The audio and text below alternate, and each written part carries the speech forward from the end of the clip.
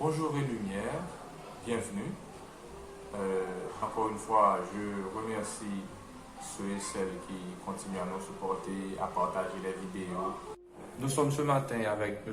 Woody Edmé, un aîné dans le domaine de l'éducation qui a un parcours très intéressant et qui va être là, présent, disponible et pour partager ses expériences et sa culture avec nous. Pour lancer une nouvelle série de vidéos pour contribuer à l'avancement de l'éducation haïtienne. Bonjour, merci de m'inviter à cette série. Je suis Woody Edmé, je suis un éducateur depuis plus de 30 ans maintenant. Et je fais des études d'ethnologie, d'anthropologie, de philosophie de l'éducation et de linguistique. Je suis professeur de littérature contemporaine et d'histoire. Et aussi, j'interviens aussi dans le domaine de la géopolitique, puisque j'ai été pendant longtemps responsable des relations de la rubrique internationale de certains journaux en Haïti, Le Matin, et maintenant je suis éditorialiste en chef du journal National. Et je suis aussi donc responsable d'école. Et je suis particulièrement heureux d'être là pour parler avec humilité de questions d'actualité et de questions académiques. Il va permettre un petit peu de diffuser certaines connaissances, de partager. Je dis d'abord et surtout que c'est dans un esprit de partage. En toute humilité, ce que nous voulons faire, nous voulons apporter nos lumières sur certains points du programme scolaire haïtien et même universitaire, puisque nous allons parler aussi de géopolitique. Donc ce sera une conversation très, je dirais, relaxe, à bâton rompu, autour de questions concernant la philosophie, et puis des fois nous parlerons aussi monde, géopolitique, espace, etc. Et peut-être nous ferons des incursions en histoire. Donc c'est un programme qui se veut ouvert, c'est un programme qui permet d'aller voyager d'une matière à l'autre, mais surtout de donner de la culture générale, d'ouvrir la conscience de nos jeunes sur le monde et sur les réflexions profondes sur la vie.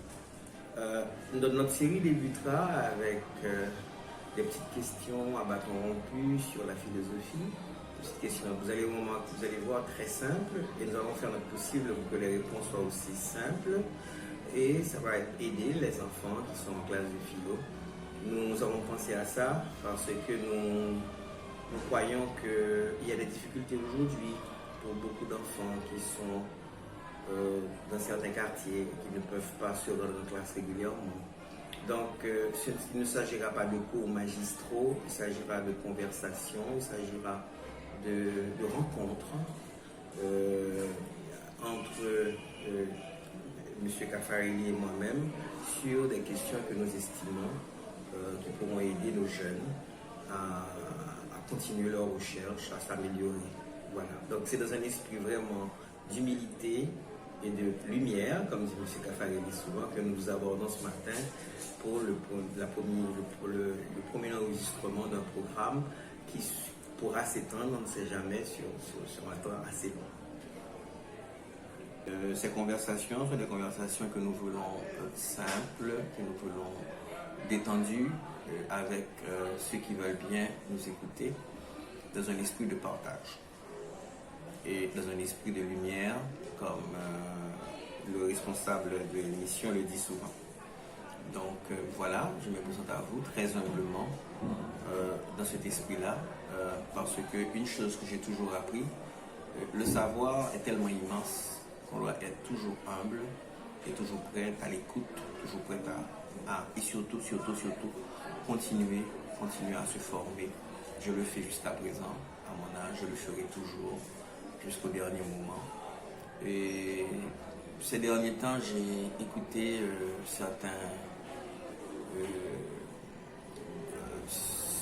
j'ai lu des gens qui étaient à l'article de la mort, comme le professeur Kahn, qui pendant 3 ou 4 mois a eu un blog juste avant sa mort sur le cancer. Il a parlé de vie et de mort.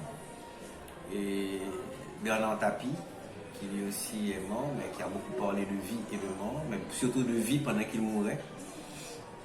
Donc, je pense que quand on a la chance de vivre, on doit penser à la mort, pas comme une fatalité, mais à la mort comme un autre départ, la fin d'un certain accomplissement. Maintenant, quand on vit, il faut bien vivre avec soi-même, prendre soin de soi, parce que si le verre est vide, il ne peut rien verser. Donc il faut prendre soin de soi, prendre soin de son esprit, prendre soin de son intelligence, et puis à partir de ce moment, aider l'autre monde, participer. Et m'a fait remarquer que même si tu as un pile l'argent même à Bill Gates, vous m'écrivez que si tu pas aider les gens, on va devenir une sorte de monstre. Alors que Bill Gates lui-même, ça le fait. Le budget font fondation. Parce que finalement, avoir beaucoup d'argent c'est une, mais si pas jamais cas utile l'autre monde, on se sent vide malgré tout le corps. Donc c'est pour ça qu'on vous dit que la matière doit marcher avec un certain esprit, une certaine conscience.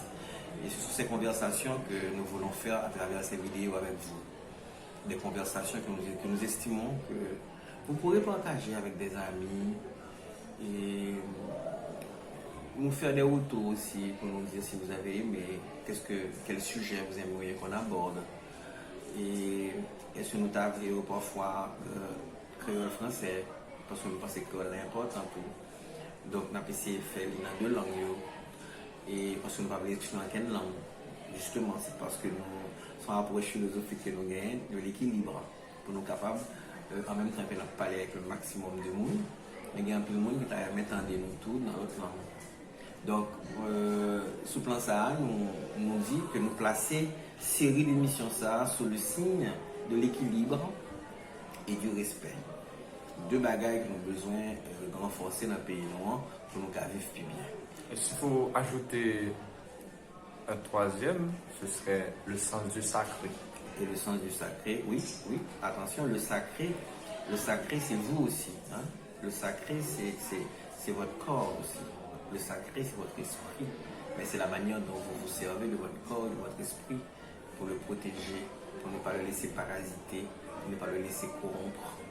D'accord? Pour pouvoir continuer à cheminer. On peut trébucher, ça peut nous arriver de faire des fautes. C'est normal, c'est humain. Mais le plus important, ce n'est pas d'avoir échoué ou d'avoir fait une erreur. Ce qui est dur, c'est de rester dans l'erreur. Mais si il y a une chose que nous avons comme possibilité, ce que M. Kafaeli a appelé ce sacré, c'est la rédemption. La possibilité justement de se remettre en question et de se dire, ok, ça c'était pas bien.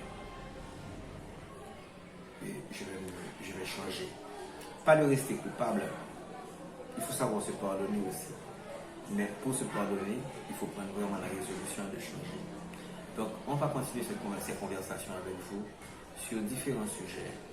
Et que ce soit philosophie, que ce soit géopolitique ou histoire, pour que vous puissiez nous écouter et nous faire part aussi de vos idées. Et nous espérer que ça nous fait là, a servi.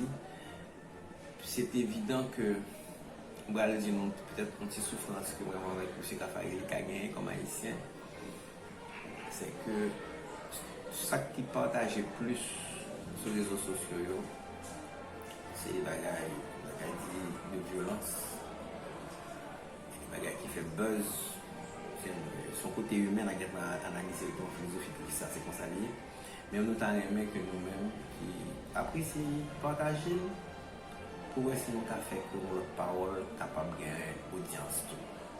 Ok? Okay? Une parole de réflexion, une parole de méditation, une parole de sagesse, une parole de connaissance, et tout en étant humble, mais je dirais une parole de partage. Parce que plus nous partageons, plus nous humbles, plus nous pas arrogants, c'est plus que ça va rentrer dans nous. Plus nous avons un esprit vierge, un esprit qui est prêt à apprendre, c'est plus que ça va rentrer dans nous-mêmes. Donc, c'est dans nous-mêmes qui parlons là, et moi particulièrement, et M. Kafaï et tout, nous sommes des apprenants permanents. On le souhaite, que vous soyez, on souhaite que ce soit la même chose pour vous, et on vous demande de partager avec des amis le plus que possible pour que cette parole puisse arriver chez les jeunes et pour que les jeunes puissent réfléchir sur l'environnement. C'est pas qu'ils ne réfléchissent pas, mais j'estime que dans ce pays où la majorité des gens sont des jeunes, ils ont besoin de ces conversations, de ces paroles, et on est là et on prend un rendez-vous hebdomadaire pour vous en parler. Merci. Effectivement, je pense que l'initiative est très louable parce qu'en ce moment, nous en avons grandement besoin. En ce moment, nous sommes à un tournant de l'histoire. Le 21e siècle et nous fait passer d'un monde à un autre. Il y a le numérique, la technologie, il y a la pandémie, les crises. Mais en Haïti surtout, il y a l'insécurité, il y a toutes sortes d'instabilités. Et on y ajoute, surtout concernant les jeunes, il y a des métiers qui s'en vont.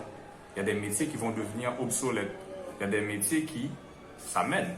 Parce que nous pouvons prendre à l'exemple, à l'avenir, nous ne pourrons pas imaginer un médecin qui n'ait pas des compétences en informatique. Donc, tout au long de nos conversations philosophiques et historiques, géopolitiques, nous allons essayer d'insérer tout ça dans nos réflexions. Encore une fois, prenez place, nous serons ravis de faire la route avec vous. J'estime que l'aventure sera fabuleuse et enrichissante. D'ailleurs, parler de philosophie, d'histoire, de géographie, de géopolitique, ça nous apprend et c'est d'actualité. On en a besoin pour pouvoir s'émerveiller. On a besoin de tout ça pour pouvoir jeter un regard neuf sur sa vie, sur le monde et grandir, s'adapter. Prenez place, avançons ensemble. Continuez à partager les vidéos, à liker et encourager d'autres personnes à s'abonner, à supporter le travail. Merci.